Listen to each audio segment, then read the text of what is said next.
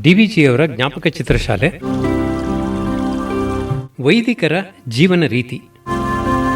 ನಮ್ಮ ಲೋಕದಲ್ಲಿ ಭಾರತೀಯ ಸಂಸ್ಕೃತಿ ಎಂಬ ಒಂದು ವಿಶೇಷವಾದ ಜೀವನ ಮಾರ್ಗ ಉಂಟಷ್ಟೇ, ಆ ಸಂಸ್ಕೃತಿಯ ಸ್ವರೂಪ ಲಕ್ಷಣಗಳನ್ನು ಅಷ್ಟಿಷ್ಟು ಕಾಣಬೇಕೆನ್ನುವವರಿಗೆ ಈ ಮುಂದಿನ ನನ್ನ ಜ್ಞಾಪಕ ಚಿತ್ರಗಳು ಇಷ್ಟವಾಗಬಹುದು. ಸಂಸ್ಕೃತಿ ಎಂಬುದನ್ನು ಇಂಗ್ಲಿಷಿನಲ್ಲಿ way of life, way of living ಎಂದು ಹೇಳುವುದುಂಟು. ಜೀವನದ ಮುಖ್ಯ ಧ್ಯೇಯ ಏನು, ಆ ಧ್ಯೇಯಕ್ಕಾಗಿ ಮನುಷ್ಯನು ಅಳವಡಿಸಿಕೊಳ್ಳುವ ಸಾಧನಗಳು ಏನೇನು, ಆ ಸಾಧನಗಳಿಂದ ಸಂಸ್ಕಾರ ಪಡೆದವನ ಬದುಕಿನಲ್ಲಿ ವಿಶೇಷವೇನು, ಇವು ಜೀವನ ಮಾರ್ಗ ಎಂಬುದರ ಮುಖ್ಯಾಂಶಗಳು. ಮಾರ್ಗವೆಂದರೆ ದಾರಿಯಷ್ಟೇ, ಅದಕ್ಕೆ ಒಂದು ಗುರಿಯುಂಟಷ್ಟೇ, ಆ ಗುರಿಯನ್ನು ಮುಟ್ಟುವುದರಲ್ಲಿ ಕೆಲವು ನಿರೀಕ್ಷೆಗಳು ಉಂಟಷ್ಟೇ. ಇವೆಲ್ಲ ಜೀವನ ಮಾರ್ಗ, ಸಂಸ್ಕೃತಿ ಎಂಬ ಪದಗಳಲ್ಲಿ ಅಡಕವಾಗಿವೆ. ಪ್ರಪಂಚದಲ್ಲಿ ಜನಾಂಗಗಳು ಹತ್ತಾರಿವೆ. ಆ ಹತ್ತಾರು ಕೆಲವು ವಿಷಯಗಳಲ್ಲಿ ಬೇರೆ ಬೇರೆಯಾಗಿವೆ. ಅನ್ನ ವಸ್ತ್ರಾದಿ ದೈಹಿಕ ವ್ಯಾಪಾರಗಳು ಎಲ್ಲ ಮನುಷ್ಯ ಜಾತಿಗೂ ಸಾಮಾನ್ಯ. ಆದರೆ ಬುದ್ಧಿ ವ್ಯಾಪಾರಗಳು, ಮನಸ್ಸಿನ ಪ್ರವೃತ್ತಿಗಳು ಒಂದೊಂದು ದೇಶದ ಜನಕ್ಕೆ ಒಂದೊಂದು ಬಗೆಯಾಗಿರುತ್ತವೆ. ಈ ನಾನಾ ಪ್ರವೃತ್ತಿಗಳು ಎಲ್ಲ ಅಂಶಗಳಲ್ಲೂ ಬೇರೆ ಬೇರೆಯಲ್ಲ. ಹಾಗೆ ಸಂಪೂರ್ಣವಾಗಿ ಬೇರೆಯಾಗಿದ್ದರೆ ಜನಾಂಗಗಳ ಸಂಪರ್ಕವಾಗುತ್ತಿರಲಿಲ್ಲ. ಕೆಲವು ಅಂಶಗಳಲ್ಲಿ ಸರ್ವಸಾಮಾನ್ಯವಾಗಿ, ಕೆಲವು ಅಂಶಗಳಲ್ಲಿ ಪ್ರತ್ಯೇಕವಾಗಿ ಇರುವುದರಿಂದ ಒಂದು ದೇಶದ ಜನ ಇನ್ನೊಂದು ದೇಶದ ಜನರೊಡನೆ ವ್ಯವಹಾರ ಬೆಳೆಸುವುದು ಸಾಧ್ಯವಾಗಿದೆ. ಜನಾಂಗಗಳ ಸಂಪರ್ಕಕ್ಕೆ ಪ್ರೇರಣೆಯೂ ಆ ವಿಶೇಷತೆಗಳಲ್ಲಿ ಇರುತ್ತವೆ. ಜೀವನ ರೀತಿಯ ವೈಶಿಷ್ಟ್ಯ. ಇಂಥ ಜನಾಂಗಗಳ ಪರಸ್ಪರ ಸಂಪರ್ಕದಲ್ಲಿ ಮುಖ್ಯವಾಗಿ ಗಣ್ಯವಾಗಬೇಕಾದದ್ದು ಆ ಒಂದೊಂದು ಜನಾಂಗಕ್ಕೂ ಇರುವ ಜೀವನ ರೀತಿಯ ವೈಶಿಷ್ಟ್ಯ. ಒಂದು ಜನಾಂಗ ಆಹಾರ ಪಾಕಗಳಲ್ಲಿ ಇತರ ಕೆಲವು ಜನಾಂಗಗಳಿಗಿಂತ ಮೇಲು ಎನಿಸಿಕೊಂಡಿರುತ್ತದೆ. ಇನ್ನೊಂದು ಜನಾಂಗ ಬಟ್ಟೆಯ ತಯಾರಿಯಲ್ಲಿ ಮೇಲಾಗಿರುತ್ತದೆ. ಮತ್ತೊಂದು ಜನಾಂಗ ವಾಸ್ತುಶಿಲ್ಪದಲ್ಲಿ, ಮಗದೊಂದು ಯಂತ್ರಶಿಲ್ಪದಲ್ಲಿ, ಬೇರೊಂದು ವಿಜ್ಞಾನಶಾಸ್ತ್ರದಲ್ಲಿ, ಇನ್ನೊಂದು ಲಲಿತ ಕಲೆಗಳಲ್ಲಿ. ಹೀಗೆ ಒಂದೊಂದು ಜನಾಂಗ ಒಂದೊಂದು ಬಗೆಯ ಮಾನುಷ ಸಂಪತ್ತಿನಲ್ಲಿಯೂ ಒಂದೊಂದು ಬಗೆಯ ಮಾನುಷ ಸಾಧನೆಯಲ್ಲಿಯೂ ಮೇಲ್ಗೈಯಾಗಿರುತ್ತದೆ. ಇಂಥ ಗುಣವಿಶೇಷ, ಶಕ್ತಿ ವಿಶೇಷಗಳು ಭಾರತೀಯ ಜನಕ್ಕೂ ಉಂಟು. ಮಿಕ್ಕ ಜನಾಂಗಗಳಿಂದ ಪ್ರತ್ಯೇಕವಾದ ಒಂದು ಸಂಸ್ಕೃತಿ ವಿಶೇಷ ಇಂಡಿಯಾದ ಜನಾಂಗಕ್ಕೆ ಉಂಟು. ಈ ಸಂಸ್ಕೃತಿ ವಿಶೇಷವೇ ಭಾರತೀಯ ಜನತೆಯ ಜೀವಾಳ. ಆ ಜೀವಾಳ ನಷ್ಟವಾದರೆ ಭಾರತೀಯರ ಭಾರತೀಯತೆ ನಷ್ಟವಾಗುತ್ತದೆ. ಈ ಭಾರತೀಯ ಸಂಸ್ಕೃತಿ ಎಂಬುದರ ಮುಖ್ಯ ಲಕ್ಷಣವೇನು? ದೇಹ ಜೀವನದಲ್ಲಿ ಭಾರತೀಯರು ಮಿಕ್ಕವರಂತೆಯೇ ಇದ್ದರು. ಅವರಿಗೂ ಹಸಿವಿತ್ತು, ಬಾಯಾರಿಕೆ ಇತ್ತು. ಚಿವುಟಿದರೆ ಅವರಿಗೂ ನೋವಾಗುತ್ತಿತ್ತು. ಮುಳ್ಳು ಚುಚ್ಚಿದರೆ ಅವರಿಗೂ ರಕ್ತ ಬರುತ್ತಿತ್ತು. ಅವರಿಗೂ ಸುಖ ದುಃಖಗಳು ಇದ್ದವು. ಸಂತೋಷವಾದಾಗ ನಗುತ್ತಿದ್ದರು, ನೋವಾದಾಗ ಅಳುತ್ತಿದ್ದರು. ಅನ್ನ ಬಟ್ಟೆಗಳ ಚಿಂತೆಯೂ ಪ್ರೀತಿ ವಿಯೋಗಗಳ ಚಿಂತೆಯೂ ಅವರಿಗೂ ಇದ್ದವು. ಆದರೆ ಒಂದು ವಿಶೇಷ, ಎಲ್ಲ ಲೌಕಿಕ ವ್ಯಾಪಾರಗಳ ನಡುವೆಯೂ ಒಂದು ಪಾರಮಾರ್ಥಿಕತೆ, ಎಲ್ಲ ಐಹಿಕ ಪ್ರವೃತ್ತಿಗಳಲ್ಲಿಯೂ ಒಂದು ಮನಃಶಾಂತಿಯ ಬಯಕೆ, ಎಲ್ಲ ಸಂಸಾರ ಸಂಬಂಧಗಳಲ್ಲಿಯೂ ಒಂದು ಪರಿಶುದ್ಧಿ. ಇವು ಭಾರತೀಯ ಸಂಸ್ಕೃತಿಯ ಮುಖ್ಯ ಲಕ್ಷಣಗಳು. ಅಂತರಾತ್ಮ ಹಿತದೃಷ್ಟಿ, ನಿರುಪಾಧಿಕತೆ, ಶುಚಿತೆ, ಈ ಮೂರನ್ನೂ ಜೀವನದ ಉತ್ಕೃಷ್ಟ ಧ್ಯೇಯಗಳನ್ನಾಗಿ ಅಂಗೀಕರಿಸುವುದು ಭಾರತೀಯರಿಗೆ ಪೂರ್ವಕಾಲದಿಂದ ಬಂದಿರುವ ಪ್ರವೃತ್ತಿ. ಬಡತನದಲ್ಲಿ ಸಿರಿತನವನ್ನು ಅನುಭವಿಸುವುದು, ಗದ್ದಲದ ನಡುವೆ ನೆಮ್ಮದಿಯನ್ನು ಅರಸುವುದು, ಕೊಳಕಿನ ನಡುವೆ ಚೊಕ್ಕಟಕ್ಕಾಗಿ ಶ್ರಮಿಸುವುದು, ಇದು ಭಾರತೀಯತೆ. ಸರಳತೆ, ಸಂತೃಪ್ತಿ. ಈ ಮುಂದಣ ಚಿತ್ರಗಳಲ್ಲಿ ಅದ್ಭುತವೂ ವೀರವೂ ಆದದ್ದು ಕಾಣಲಾರದು. ಅಟ್ಟಹಾಸವೂ ವಿಜೃಂಭಣೆಯೂ ಕಾಣಲಾರವು. ಲೋಕದ ಕಣ್ಣನ್ನೂ ಕಿವಿಯನ್ನೂ ಆಕರ್ಷಣೆ ಮಾಡಿಕೊಳ್ಳಬಲ್ಲ ಸಂಗತಿಗಳು ಇಲ್ಲಿಲ್ಲ.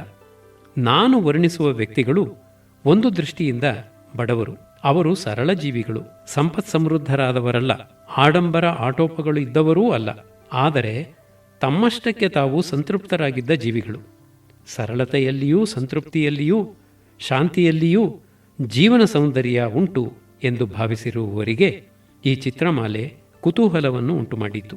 ವೈದಿಕರು, ಶಾಸ್ತ್ರಪಾಠಕರು, ಪುರಾಣಿಕರು, ಹರಿದಾಸರು ಇಂಥವರ ಜೀವನದಲ್ಲಿ ಅತಿಶಯವೇನಿದ್ದೀತು? ಅದು ಸಣ್ಣ ಸಣ್ಣ ಗ್ರಾಮಗಳ ಜೀವನ. ಅದು ಸಣ್ಣ ಹೊಳೆಯ ಹರಿವು. ಉಬ್ಬರವಿಲ್ಲ, ಇಳಿತವಿಲ್ಲ. ಮೊನ್ನೆ ಇದ್ದಂತೆ ನಿನ್ನೆ, ಈ ಹೊತ್ತಿನಂತೆ ನಾಳೆ, ಎಲ್ಲ ಸಮ, ಎಲ್ಲ ಸೌಮ್ಯ. ಇಂಥದ್ದು ಆ ಜನದ ಅನುದಿನದ ಜೀವನ.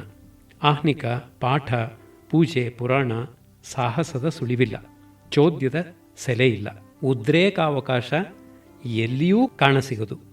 ಅವರನ್ನು ನಾವು ಅನಾಗರಿಕರೆಂದೇ ಹೇಳಬಹುದು. ಬಹುಮಂದಿ ರೈಲುಗಾಡಿಯನ್ನು ಕಂಡವರೇ ಅಲ್ಲ, ಕಂಡವರೂ ದೂರದಿಂದ ಕಂಡಿದ್ದವರೇ ಹೊರತು ಗಾಡಿಯೊಳಗೆ ಎಂದೂ ಕುಳಿತಿದ್ದವರಲ್ಲ. ಆದರೂ ಅವರೆಲ್ಲ ಜೀವನದಲ್ಲಿ ಸ್ವಾರಸ್ಯ ಕಂಡಿದ್ದವರು ಮತ್ತು ನೆರೆಹೊರೆಯವರಿಗೆ ಜೀವನದಲ್ಲಿ ಸ್ವಾರಸ್ಯಕಾರಕರಾದವರು. ಅಂಥವರ ಕಥೆಯಲ್ಲಿ ರುಚಿ ಕಾಣಬಲ್ಲವರು ಈ ನಾಗರಿಕ ಯುಗದಲ್ಲಿಯೂ ಇದ್ದಾರೆಂದರೆ ಅವರಿಗಾಗಿ ಈ ವ್ಯಕ್ತಿಚಿತ್ರ ಸರಣಿ.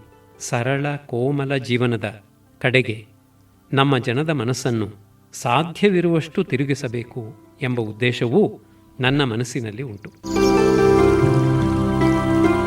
2. ಪುಣ್ಯಶ್ಲೋಕ ವೆಂಕಟರಾಮ ಭಟ್ಟರು. ನನ್ನ ಜೀವನದಲ್ಲಿ ಒಳ್ಳೆಯದು ಏನಾದರೂ ಇದ್ದರೆ ಅದಕ್ಕೆ ಕಾರಣರಾದವರಲ್ಲಿ ಒಬ್ಬ ಮುಖ್ಯರಾದವರು ವೇದಮೂರ್ತಿ ವೆಂಕಟರಾಮ ಭಟ್ಟರವರು. ಇವರು ನನಗೆ ಅಜ್ಜಂದಿರಿಗೆ ಸಮಾನರಾದವರು. ಅನ್ನಂಭಟ್ಟರು, ಅವರ ಮಗ ವೆಂಕಟರಾಮ ಭಟ್ಟರು ನನ್ನ ಮುತ್ತಜ್ಜ, ಅಜ್ಜ, ನನ್ನ ತಂದೆ, ಈ 3 ತಲೆಮಾರಿಗೂ ಪುರೋಹಿತರು ಮಾತ್ರವಲ್ಲ, ಗುರುಗಳು ಮಾತ್ರವಲ್ಲ, ಆಪ್ತ ಬಂಧುಪ್ರಾಯರು. ನನ್ನ ಮುತ್ತಜ್ಜನ ಹೆಸರನ್ನೇ ನನಗೂ ಇಟ್ಟಿದ್ದಾರೆ. ಆ ಮಹಾನುಭಾವರು ದೇವನಹಳ್ಳಿ ಪ್ರಾಂತದಲ್ಲಿ ಹುಟ್ಟಿದವರು. ಸರಕಾರಿ ಉದ್ಯೋಗದ ಮೇಲೆ ಮುಳಬಾಗಿಲಿಗೆ ಹೋಗಿ ನೆಲೆಸಿದವರು, ಬಹುಶಃ 120-125 ವರ್ಷಗಳ ಹಿಂದೆ. ಆಗ ಮೈಸೂರು ದೇಶವನ್ನು ಬ್ರಿಟಿಷ್ ಸರ್ಕಾರದವರು ತಮ್ಮ ಆಡಳಿತಕ್ಕೆ ತೆಗೆದುಕೊಂಡಿದ್ದರು. ಆಗ ಬೆಂಗಳೂರಿಗೂ ಮದ್ರಾಸಿಗೂ ಸೈನ್ಯ 15-20 ದಿನಕ್ಕೊಂದು ಸಾರಿ ಹೋಗಿ ಬರುವ ನಿಯಮವಿತ್ತು. ಅದು ಪದಾತಿ ಸೈನ್ಯ. ಆದದ್ದರಿಂದ ಸೈನ್ಯ ಅಲ್ಲಲ್ಲಿ 1 ರಾತ್ರಿ ತಂಗಿ ಮುಂದೆ ಸಾಗುತ್ತಿತ್ತು. ಮುಳಬಾಗಲು ಬೆಂಗಳೂರಿನಿಂದ ಸರಿಯಾಗಿ 60 ಮೈಲಿ. ಆದದ್ದರಿಂದ ಸೈನ್ಯದ ಮಜಲಿಗೆ ಅದು ತಕ್ಕ ಸ್ಥಳವೆಂದು ಗೊತ್ತು ಮಾಡಿ ಸೈನ್ಯದ ಕ್ಯಾಂಪಿಗೆ ಬೇಕಾದ ವಸ್ತುಗಳನ್ನು ಸರಬರಾಯಿ ಮಾಡಿಸಿ ನಿರ್ವಹಿಸಲಿಕ್ಕಾಗಿ ಗುಂಡಪ್ಪನವರನ್ನು ಅಲ್ಲಿಗೆ ಕಮಿಸೇರಿಯೇಟ್ ಆಫೀಸರ್ ಎಂಬ ಶೇಕದಾರ್ ಹುದ್ದೆಯ ಮೇಲೆ ಸರ್ಕಾರದವರು ನೇಮಿಸಿದರು 1850ರ ಸುಮಾರಿನಲ್ಲಿ. ಆದರೆ ಗುಂಡಪ್ಪನವರು ಬೃಹಚ್ಚರಣವೆಂಬ ದ್ರಾವಿಡ ಬ್ರಾಹ್ಮಣ ಜನಾಂಗಕ್ಕೆ ಸೇರಿದವರು. ಮುಳಬಾಗಲು ಪ್ರಾಂತದಲ್ಲಿ ಈ ಜನ ಯಾರೂ ಆ ವೇಳೆಗೆ ನೆಲೆಸಿರಲಿಲ್ಲ. ಆ ಊರಿನಲ್ಲಿ ಪ್ರಸಿದ್ಧರಾದ ಬ್ರಾಹ್ಮಣರು ಅನ್ನಂಭಟ್ಟರು. ಆದದ್ದರಿಂದ ಆಗಿನ ಗುಂಡಪ್ಪನವರು ಅನ್ನಂಭಟ್ಟರ ಸ್ನೇಹವನ್ನು ಸಂಪಾದಿಸಬೇಕಾಯಿತು. ಗುಂಡಪ್ಪನವರ ದೂರದ ಪೂರ್ವಿಕರು ತಾವೇ ವೈದಿಕರಂತೆ. ಅವರು ಶ್ಯಾಮಭಟ್ಟರು ಅಥವಾ ಶಾಂಭಟ್ಟರು. ಅವರು ಜೀವಿಕಾವೃತ್ತಿಗಾಗಿ ಮೈಸೂರು ಪ್ರಾಂತಕ್ಕೆ ಬಂದಿದ್ದ ದ್ರಾವಿಡ ಜನಾಂಗ. ಮೈಸೂರು ರಾಜ್ಯದಲ್ಲಿ ಅವರು ಶಾನುಭೋಗಿಕೆ, ಪಟೇಲಿ ಮೊದಲಾದ ಉದ್ಯೋಗಗಳನ್ನು ಸಂಪಾದಿಸಿಕೊಂಡ ಮೇಲೆ ಕೊಂಚವಾಗಿ ವೈದಿಕದಿಂದ ಲೌಕಿಕಕ್ಕೆ ತಿರುಗಿದರು. ಶಾಂಭಟ್ಟರು ಹೊಸಕೋಟೆ, ಬೆಟ್ಟಹರಸೂರು ಪ್ರಾಂತ್ಯಗಳಲ್ಲಿ ಶಾನುಭೋಗಿಕೆ ಸಂಪಾದಿಸಿದ ಮೇಲೆ ಸರ್ಕಾರದ ಕಚೇರಿಗೆ ಹೋಗಿ ಬರಬೇಕಾದ ಅವಶ್ಯಕತೆ ಉಂಟಾಯಿತು. ಅದಕ್ಕಾಗಿ ರುಮಾಲು ಧಾರಣೆ. ಹೀಗೆ ಅವರಿಗೆ ರುಮಾಲೆ ಶಾಂಭಟ್ಟ ಎಂದು ಹೆಸರಾಯಿತು. ಈ ಸಂತತಿಯಲ್ಲಿ ಹುಟ್ಟಿದವರು ಶೇಕ್ದಾರ್ ಗುಂಡಪ್ಪನವರು. ಸ್ನೇಹ, ಸಹಾಯ. ಅಂದಿನ ಕಾಲದಲ್ಲಿ ಬ್ರಾಹ್ಮಣರು ಈಗಿನವರಿಗಿಂತ ಹೆಚ್ಚಾಗಿ ಆಚಾರ ನಿಷ್ಠೆಯನ್ನೂ ಕರ್ಮಶ್ರದ್ಧೆಯನ್ನೂ ಇರಿಸಿಕೊಂಡಿದ್ದವರು ಎಂದು ತೋರುತ್ತದೆ. ಹೀಗೆ ಶೇಕ್ದಾರ್ ಗುಂಡಪ್ಪನವರಿಗೆ ವೈದಿಕರ ಸಹಾಯ ಅವಶ್ಯವಾಗಿ ಅವರು ಅನ್ನಂಭಟ್ಟರ ಸ್ನೇಹ ಮಾಡಿಕೊಂಡಿರಬೇಕು. ಇಬ್ಬರ ಮನೆಗಳೂ ಎದುರು ಬದರಾಗಿದ್ದವು. ಅನ್ನಂಭಟ್ಟರ ಮನೆ ನಮ್ಮದಕ್ಕಿಂತ ಪುರಾತನವಾದದ್ದು. ವರ್ಷ ಕಳೆದಂತೆಲ್ಲ ಈ 2 ಮನೆಗಳೂ 2 ಬೇರೆ ಬೇರೆ ಕುಟುಂಬದವರದು ಎನ್ನುವುದಕ್ಕಿಂತ ಅವು ಒಂದೇ ಕುಟುಂಬದ 2 ಶಾಖೆಗಳು ಎಂದು ಹೇಳಬಹುದಾದಷ್ಟು ಪರಸ್ಪರ ಸ್ನೇಹವುಳ್ಳವುಗಳಾದವು. ಹಬ್ಬ ಹರಿದಿನಗಳಲ್ಲಿಯೂ ದಿನಗಟ್ಟಲೆಯ ನೆರೆಹೊರೆ ವ್ಯವಹಾರದಲ್ಲಿಯೂ 2 ಕುಟುಂಬಗಳೂ ಒಂದೇ ಎಂಬಂತೆ ಗಣನೆ. ಇಲ್ಲಿ ಅಡಿಗೆಯಾದದ್ದರ ಪಾಲು ಅಲ್ಲಿ, ಅಲ್ಲಿ ಅಡಿಗೆಯಾದದ್ದರ ಪಾಲು ಇಲ್ಲಿ. ಅನ್ನಂಭಟ್ಟರನ್ನು ನಾನು ಕಂಡವನಲ್ಲ. ವೆಂಕಟರಾಮ ಭಟ್ಟರು ಕೂಡ ನನಗೆ ತಿಳುವಳಿಕೆ ಬರುವ ವಯಸ್ಸಿಗೆ ಸುಮಾರು 60 ವಯಸ್ಸಿನವರಾಗಿದ್ದರು. ಅವರ ಅಕ್ಕಂದಿರು ಅನ್ನಮ್ಮ, ಅನ್ನಪೂರ್ಣಮ್ಮ, ಅಮ್ಮಣ್ಣಮ್ಮ ಎಂಬ ಇಬ್ಬರಿದ್ದರು. ಇಬ್ಬರೂ ಮಡಿ ಹೆಂಗಸರು. ಅಥವಾ ಅವರಲ್ಲಿ ಹಿರಿಯಾಕೆ ನಾನು ಹುಟ್ಟಿದ 10 ದಿವಸಗಳೊಳಗಾಗಿ ತೀರಿಕೊಂಡರಂತೆ. ನಾನು ಹುಟ್ಟಿದ ವರ್ತಮಾನ ಕೇಳಿ ಆಕೆ ಮಾಮಯ್ಯ ಪುಟ್ಟೆ, ಮಾವಯ್ಯನು ಹುಟ್ಟಿದ ಎಂದು ನುಡಿದರಂತೆ. ಅದೇ ನನ್ನ ನಾಮಕರಣ. ನನ್ನ ಮುತ್ತಜ್ಜ ಗುಂಡಪ್ಪನವರನ್ನು ಆ ಅಕ್ಕ ತಂಗಿಯರಿಬ್ಬರೂ ಮಾಮಯ್ಯ ಎಂದು ಕರೆಯುತ್ತಿದ್ದರಂತೆ. ಅಮ್ಮಣ್ಣಮ್ಮನವರು ನನ್ನ ಬಾಲ್ಯದಲ್ಲಿ ಬದುಕಿದ್ದರು. ಅವರು ನನ್ನನ್ನು ಮಾಮಯ್ಯ ಎಂದೇ ಕರೆಯುತ್ತಿದ್ದರು. ಕನ್ಯಾ ವರ ನಿಷ್ಕರ್ಷೆ. ವೆಂಕಟರಾಮ ಭಟ್ಟರವರಲ್ಲಿ ಹಳ್ಳಿಯ ಜನ ಬಂದು ವಿವಾಹ ವಿಷಯವಾಗಿ ಜಾತಕ ಹೊಂದುತ್ತದೆಯೇ ಎಂದು ಸರಿಯಾದ ಲಗ್ನ ಮೊದಲಾಗಿ ಕೇಳುತ್ತಿದ್ದರು. ಅವರಲ್ಲಿ ಅನೇಕರಿಗೆ ಜಾತಕಗಳಿರಲಿಲ್ಲ. ಅವರು ಓದು ಬರಹ ಬಂದ ಜನವಲ್ಲ. ಇಂಥವರು ಬಂದಾಗ ವೆಂಕಟರಾಮ ಭಟ್ಟರು ಗಂಡು ಹೆಣ್ಣುಗಳ ಹೆಸರನ್ನು ಕೇಳುವರು. ಹೆಸರಿನ ಮೊದಲಿನ ಅಕ್ಷರದಿಂದ ನಕ್ಷತ್ರವನ್ನು ಗೊತ್ತು ಮಾಡುವರು. ಚೇಚೆ ಚೋಲ ಅಶ್ವಿನಿ, ಲೀಲೇಲೋಲ ಭರಣಿ, ಹೀಗೆ. ನಕ್ಷತ್ರ ಗೊತ್ತಾದ ಮೇಲೆ ದಾಂಪತ್ಯ ಯೋಗವನ್ನು ನಿಶ್ಚಯ ಮಾಡಬೇಕಲ್ಲ. ಆಗ ನಕ್ಷತ್ರಗಳಿಗಿರುವ ಸಂಕೇತ ಮೃಗಗಳು. ನನ್ನ ನಕ್ಷತ್ರ ಮೂಲ, ಆದುದರಿಂದ ನಾನು ನಾಯಿ. ಈ ನಕ್ಷತ್ರಕ್ಕೆ ಇಲಿಯ ಸಂಕೇತವುಳ್ಳ ನಕ್ಷತ್ರದ ಕನ್ಯೆ ಒಪ್ಪುತ್ತದೆ. ಹೀಗೆ ಕನ್ಯಾವರ ನಿಷ್ಕರ್ಷೆ.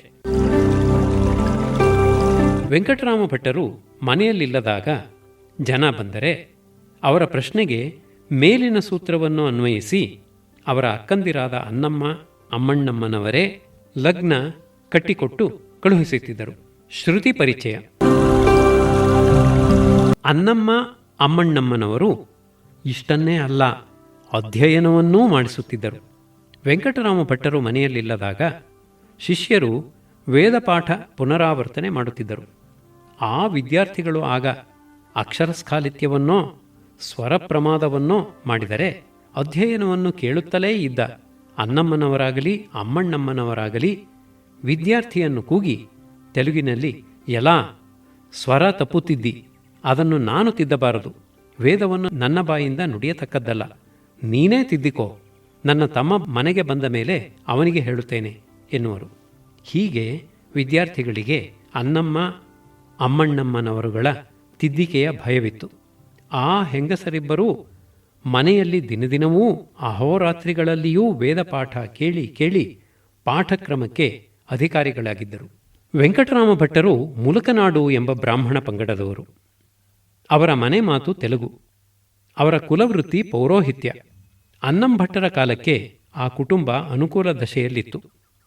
14 ಗ್ರಾಮಗಳ ಪೌರೋಹಿತ್ಯ, ಜಮೀನು, ತೋಟ ಇವೆಲ್ಲ ಇತ್ತು. ಅವರ ಮನೆ ವಿಶಾಲವಾದದ್ದು, ಪೂರ್ವಾಭಿಮುಖವಾಗಿದ್ದು ಉತ್ತರದಿಂದ ದಕ್ಷಿಣಕ್ಕೆ ಸುಮಾರು 100 ಗಜಗಳಿಗೆ ಹೆಚ್ಚಾಗಿಯೇ ಇತ್ತು. ಅಡಿಗೆ ಮನೆ, ಉಗ್ರಾಣ ಮೊದಲಾದ ಅನುಕೂಲಗಳಲ್ಲದೆ ಸೊಗಸಾದ ಮೊಗಸಾಲೆ ಇತ್ತು. ಅದರ ಮುಂದೆ ವಿಶಾಲವಾದ ಅಂಗಳ, ಕಲ್ಲು ಚಪ್ಪಡಿ ಹಾಸಿ ಚೊಕ್ಕಟವಾಗಿತ್ತು. ಅದರಿಂದಾಚೆ ಬಚ್ಚಲು ಮನೆ, ದನದ ಕೊಟ್ಟಿಗೆ, 1 ಆಕಳು, 2 ಎಮ್ಮೆ, ಅವುಗಳ ಕರುಗಳು. ಅಲ್ಲಿಂದಾಚೆಗೆ 2 ಕುದುರೆ ಲಾಯ. ಅಲ್ಲಿಂದಾಚೆಗೆ ದೊಡ್ಡ ಬಯಲು, ಅದರಲ್ಲೊಂದು ಸಣ್ಣ ಮನೆ. ಮನೆಗೆಲಸ ಮಾಡುವ ಮುನಿ ವೆಂಕಟಮ್ಮ ಎಂಬ ಹೆಂಗಸು ವಾಸ ಮಾಡುತ್ತಿದ್ದದ್ದು. ಅಲ್ಲಿಂದಾಚೆಗೆ ಒಂದು ಸೇದುವ ಬಾವಿ. ಅದರಿಂದಾಚೆಗೆ ರಾಜಪುರೋಹಿತ ಸುಬ್ಬಾ ಭಟ್ಟರ ಮನೆ. ಮನೆಯ ಹೊರಗಡೆ ಉದ್ದವಾದ ಜಗಲಿ. ಮಧ್ಯಾಹ್ನ ನಂತರ ಅಲ್ಲಿ ನೆರಳಾಗಿ ಇರುತ್ತಿದ್ದರಿಂದ ಸಂಜೆಯೂ ಅಲ್ಲಿ ಒಂದು ಗೋಷ್ಠಿ.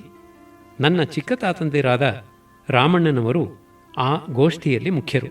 ಅತ್ತಿಕುಂಟೆ ಶ್ರೀಪತಿರಾಯರು, ಅರ್ಚಕ ಹನುಮಪ್ಪನವರು, ಸಾಹುಕಾರ ಪೆದ್ದ ವರದಯ್ಯ ಶೆಟ್ಟರು ಮುಂತಾದವರ ಕಚೇರಿ ಅಲ್ಲಿ. ಕಾವ್ಯ, ಶಾಸ್ತ್ರ, ಪುರಾಣ, ರಾಜಕೀಯ, ಲೋಕಪರಿಸ್ಥಿತಿ ಇವೆಲ್ಲ ಅಲ್ಲಿ ವಿಮರ್ಶೆಯಾಗುತ್ತಿದ್ದವು.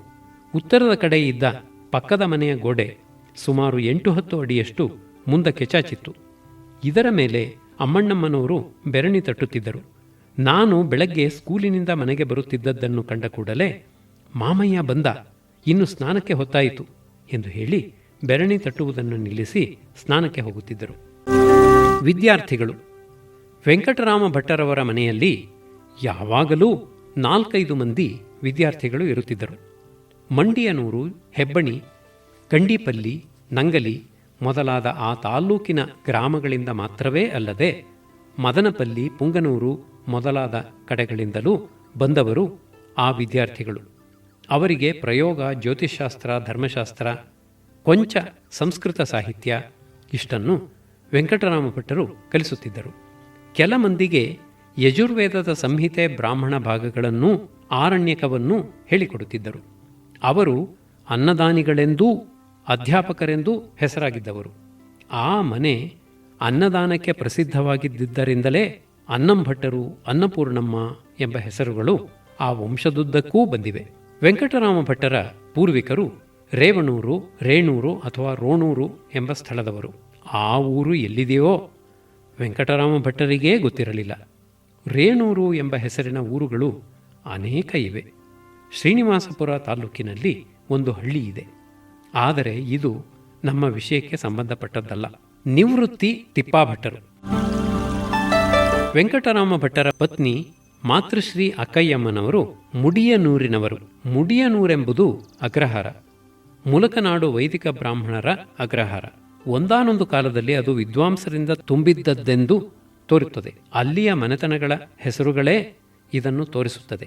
ಶ್ರೀಧರಂ ವಾರು, ನೈಷಧಂ ವಾರು, ಪುರಾಣಂ ವಾರು, ಪಾರಾಯಣಂ ವಾರು, ನಿವೃತ್ತಿ ವಾರು, ಹೀಗೆ ಹೆಸರುಗಳು. ಅಕ್ಕಯ್ಯಮ್ಮನವರು ನಿವೃತ್ತಿ ತಿಪ್ಪಾಭಟ್ಟರವರ ತಂಗಿ. ತಿಪ್ಪಾಭಟ್ಟರು ವಿದ್ವಾಂಸರು. ವೇದಾಧ್ಯಯನ ಮಾಡಿದ್ದದ್ದಲ್ಲದೆ ಸಾಹಿತ್ಯದಲ್ಲಿಯೂ ಪರಿಶ್ರಮ ಮಾಡಿದ್ದರು. ಶ್ರಾದ್ದಾದಿ ಸಂದರ್ಭಗಳಲ್ಲಿ ಭೋಜನಕ್ಕೆ ಕುಳಿತಾಗ ವ್ಯಾಖ್ಯಾನಕ್ಕೋ ವಾಕ್ಯಾರ್ಥಕ್ಕೋ ಪ್ರಾರಂಭಿಸುವರು. ಇದನ್ನು ಅವರ ಭಾವಮೈದ ವೆಂಕಟರಾಮ ಭಟ್ಟರು ತಿಪ್ಪಯ್ಯ ತಕರಾರ್ಲು ಎಂದು ಹಾಸ್ಯ ಮಾಡುತ್ತಿದ್ದರು. ತಿಪ್ಪಯ್ಯನ ತಕರಾರುಗಳಿಗೆ ಕೊನೆಯೇ ಇಲ್ಲ. ನಿವೃತ್ತಿ ತಿಪ್ಪಾಭಟ್ಟರ ತಮ್ಮ ಗಂಗಾಧರ ಶಾಸ್ತ್ರಿಗಳು ವೇದಾಧ್ಯಯನ ಸಂಪನ್ನರು, ಕರ್ಮನಿಷ್ಠರು. ನಮ್ಮ ಮನೆಯಲ್ಲಿ ಅವರು ಒಂದು ಮಂಡಲ ಸೂರ್ಯ ನಮಸ್ಕಾರ ಮಾಡಿದ್ದರಂತೆ. ನನ್ನನ್ನು ನೋಡಿದಾಗಲೆಲ್ಲ ಅವರು ಮೈಮೇಲಿದ್ದ ಒಂದು ಧೋತ್ರವನ್ನು ತೋರಿಸಿ, ಇದು ನಿನ್ನ ತಾತ ಕೊಟ್ಟದ್ದು, ಹೇಗಿದೆ ನೋಡು, ಅಂಚು ಇಷ್ಟು ದಿನವಾದರೂ ನೀನು ಸೂರ್ಯಪ್ರಸಾದದಿಂದ ಹುಟ್ಟಿದವನು, ಆದದ್ದರಿಂದ ನೀನು ಬಹಳ ಶುಚಿಯಾಗಿ ಭಕ್ತಿಯಿಂದ ಇರಬೇಕು ಎನ್ನುತ್ತಿದ್ದರು. ಅವರು ಶಿವರಾತ್ರಿಯ ಸಂದರ್ಭಗಳಲ್ಲೂ ಕಾರ್ತಿಕ ಸೋಮವಾರಗಳಲ್ಲೂ ನಮ್ಮ ಮನೆಯಲ್ಲಿ ರುದ್ರಾಭಿಷೇಕ ಮಾಡಿಸಲು ಬರುತ್ತಿದ್ದರು. ಮಹಾನ್ಯಾಸದಲ್ಲಿ ಅವರು ಕಂ ಖಂ ಗಂ ಘಂ ನ ಇತ್ಯಾದಿಯಾಗಿ ಹೇಳುತ್ತಿದ್ದಾಗ ಅದೇನೋ ಬಾಲಪಾಠ ಹೇಳುತ್ತಿದ್ದಾರೆನ್ನಿಸುತ್ತಿತ್ತು ನನಗೆ. ತಿಪ್ಪಾಭಟ್ಟರ ಸಂಪಾದನೆ ಪ್ರಸ್ತಾವ ಬಂದಾಗ ಆ ವೈದಿಕ ಬ್ರಾಹ್ಮಣರ ಜೀವನ ಸ್ಥಿತಿಯನ್ನು ಕುರಿತು ಒಂದು ಮಾತು ಹೇಳಲೇಬೇಕು ಎನಿಸುತ್ತದೆ. ಮುಡಿಯನೂರು ಅಗ್ರಹಾರವೆಂದು ಹೇಳಿದೆ. ಅಲ್ಲಿದ್ದ ಬ್ರಾಹ್ಮಣರೆಲ್ಲ ವೃತ್ತಿದಾರರು.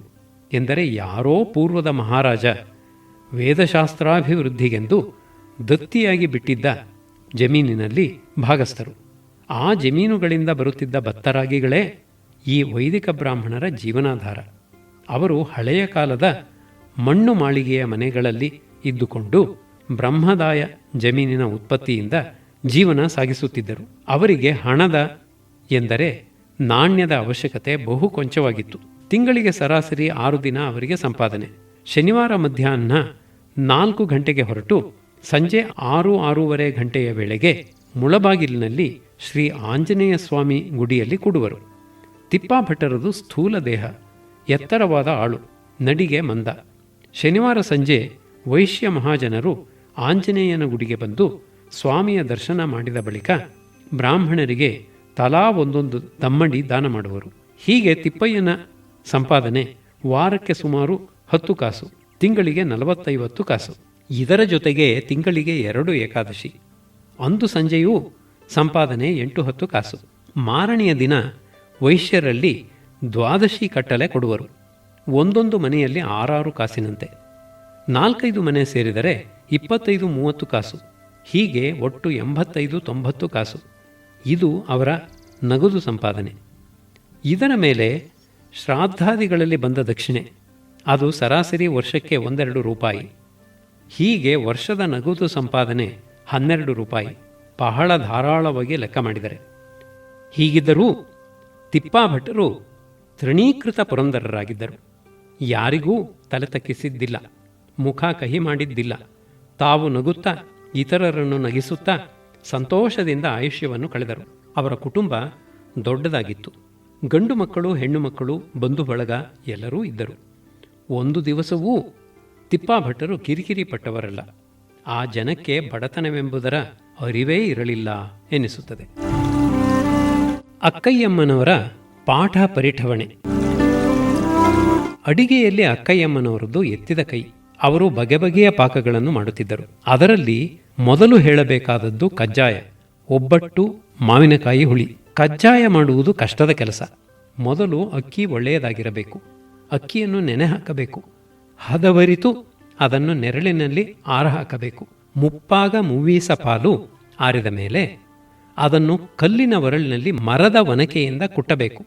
ಕುಟ್ಟಿ ಹಿಟ್ಟು ಮಾಡಬೇಕು. ಇದು ಮೊದಲನೆಯ ಘಟ್ಟ. ಈ ಕಾಲದ ಫ್ಲೋರ್ ಮಿಲ್ ಯಂತ್ರದಲ್ಲಿ ಅಕ್ಕಿ ಬೀಸಿಸಿ ಮಿಕ್ಸರ್ ಯಂತ್ರದಲ್ಲಿ ದಿಢೀರ್ ಹಿಟ್ಟು ಮಾಡುವ ಜನಕ್ಕೆ ರಟ್ಟೆ ಬಿದ್ದು ಹೋದೀತು ಆ ಕ್ರಮದಿಂದ. ಈಗ ಆ ಪ್ರಯಾಸವೂ ಇಲ್ಲ, ಆ ಘಮಲೂ ಇಲ್ಲ. ಬಲಿತ ತೆಂಗಿನಕಾಯಿ ತುರಿ, ಹುರಿದ ಎಳ್ಳು, ಮನೆಯಲ್ಲಿ ಆದ ಹೈನಿನ ತುಪ್ಪ, ಇವುಗಳಿಂದ ಕಜ್ಜಾಯಕ್ಕೆ ಬರುತ್ತಿದ್ದ ಘಮಲು ವರ್ಣಿಸಲಾಗದ್ದು. ಈಗ ನಾವು ಸಿಹಿಯನ್ನು ಕಾಣುತ್ತೇವೆ. ಬೆಲ್ಲ ಹಾಕಿದ್ದೆಲ್ಲ ಸಿಹಿಯಾಗಿರುತ್ತದೆ. ಆದರೆ ಪದಾರ್ಥಗಳ ಹದದಿಂದ ಬರತಕ್ಕದ್ದು ಘಮಲು. ಹದ ತಿಳಿದುಕೊಳ್ಳಬೇಕು ಅಕ್ಕಯ್ಯಮ್ಮನವರಿಂದ. ಮಾವಿನಕಾಯಿ ಹುಳಿ ಎಂಬುದು ಈಗ ಬಹು ಅಪರೂಪ. 30-40 ವರ್ಷಗಳಿಂದ ನಾನು ಅದನ್ನು ಕಂಡಿಲ್ಲ. ಮುಳಬಾಗಿಲಿನಲ್ಲಿ ಕಸಿ ಮಾವಿನಕಾಯಿಯೂ ಇರಲಿಲ್ಲ. ಅಕ್ಕಯ್ಯಮ್ಮನವರು ಹಿಂದಿನ ನಾಡುಕಾಯನ್ನು ಅದು ಮುಪ್ಪಾಗ ಪಾಲು ಬಲಿತಿರುವಾಗ ಮೆತ್ತಗಾಗುವುದಕ್ಕೆ ಮುಂಚೆ ದೋರೆಗಾಯನ್ನು ಹೇಗೋ ಅದರ ಹುಳಿ ಮುರಿಸಿ ಬೆಲ್ಲ ಸೇರಿಸಿ ಮಾಡುತ್ತಿದ್ದರು. ಅದು ಅನ್ನಕ್ಕೆ ಅನುಪಾನವಾದ ಹುಳಿ ಎಂದರೆ ಹುಳಿ, ಇಲ್ಲ ಪಾಯಸವೆಂದರೆ ಪಾಯಸ. ಆ ಹುಳಿ ಸಿಹಿಗಳ ಬೆರಕೆ ಒಂದು ವಿಧವಾದ ಮಧು.